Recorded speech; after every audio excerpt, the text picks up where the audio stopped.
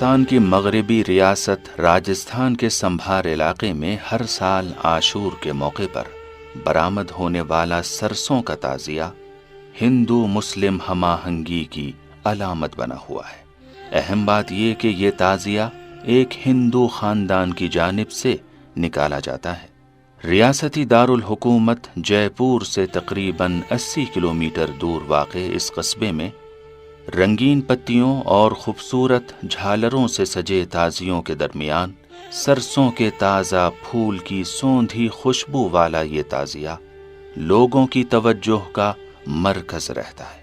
حاجی فضل اللہ خان 75 برس کے ہیں اور بچپن سے ہی اس تعزیے کی روایت کا وہ مشاہدہ کرتے آئے ہیں۔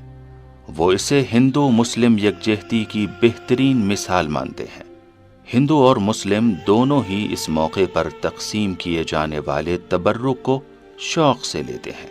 ان کا کہنا ہے کہ لوگوں کی اس میں بہت عقیدت ہے اور ہندو خواتین بطور خاص اپنے بچوں کی سلامتی اور صحت کے لیے انہیں اس تعزیے کے نیچے سے نکالتی ہیں۔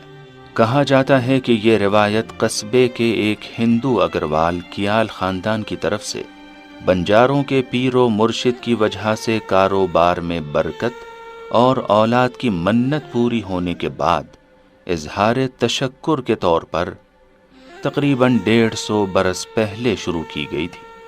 سرسوں کا یہ تعزیہ آج بھی بنجاروں کی مسجد میں ہی تیار کیا جاتا ہے۔ کیال خاندان کے دوارکا پرساد گوئل سرسوں کی ہریالی کو ہندو مسلم بھائی چارے کی علامت قرار دیتے ہیں۔ سرسوں کا تعزیہ ان کے خاندان کی نگرانی میں تیار کیا جاتا ہے۔ پہلے بانس کی لکڑیوں سے تعزیہ تیار ہوتا ہے اور پھر سرسوں کے دانوں کو گیلی روئی میں رکھ کر اس پر لپیٹ دیا جاتا ہے۔ اس کی دیکھ ریکھ کے لیے ایک شخص ہمہ وقت تعینات رہتا ہے جو تعزیے پر مسلسل پانی کا چھڑکاؤ کرتا رہتا ہے۔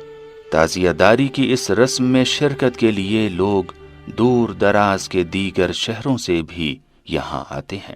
عاشور کے دن کربلا کے لیے روانگی سے قبل کیال خاندان کی طرف سے تعزیہ بنانے والے بابو بھائی بنجارا کے خاندان اور مسجد کے مولوی کو دستار پیش کی جاتی ہے اور تعزیے کے چوک پر آنے کے بعد پیسے اور کوڑیاں لٹائی جاتی ہیں۔ بہت سے لوگ ان سکوں کے تعویذ بنوا کر اپنے بچوں کے گلے میں ڈال دیتے ہیں۔ ایک عجیب بات یہ کہ لوگ آئندہ برس فصل کی کیفیات کا پتہ لگانے کے لیے تعزیے پر لگی سرسوں کا جائزہ لیتے ہیں۔ وہ دیکھتے ہیں کہ تعزیے پر لگی سرسوں کتنی پھولی ہے یا مثلاً اس کا رنگ کتنا کھلا ہوا ہے، اور یہ دیکھ کر وہ اپنی آئندہ فصل کے بارے میں جانکاری حاصل کرتے ہیں۔